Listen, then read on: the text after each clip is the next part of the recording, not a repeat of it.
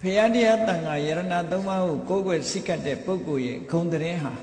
အရက်ထဲကလူတွေသိချင်မှသိမယ်သို့သောနတ်တွေကသိကြတယ်တဲ့ပြမာတွေကသိကြတယ်ဒီလိုဆိုလို့ပဲနတ်ပြမာတွေရဲ့ဂုံသတင်းနတ်ပြမာတွေအတွင်းမှာဂုံသတင်းကြီးတယ်ဘာဖြစ်လို့ဂုံသတင်းကြီးတယ်လဲလို့ဆိုလို့ရှိရင်မြတ်စွာဘုရားဟောတဲ့သုတ်တန်တစ်ခုမှာဆိုရင်စတုမာရိနတ်ဘုံဆိုတာလူပြည်နဲ့ဆက်ဆက်နေတာဝရိန္ဒနတ်ပြည်ကလည်းလူဘုံနဲ့ဆက်ဆက်လူဘုံနဲ့ဆက်ဆက်နေတော့လူပြည်ကသတင်းကိုအမြဲတမ်းသူတို့သတင်းပို့လို့ရှိတယ်ပေါ့လူတွေနဲ့ဆက်ဆက်နေတဲ့နတ်တွေကသတင်းပို့ကြတယ်ဘယ်မြို့ဘယ်ရွာဘယ်ရပ်ကဘသူဖြစ်ဖရာတရားတန်ခါလေးစားတယ်အဗ္ဗဓမ္မကိုချင်းသီလနဲ့ပြည့်စုံတယ်လို့ဆိုတဲ့သတင်းဟာလူတွေကြားထဲမသိတောင်နတ်တွေကြားထဲမှာသွားသိနေတယ်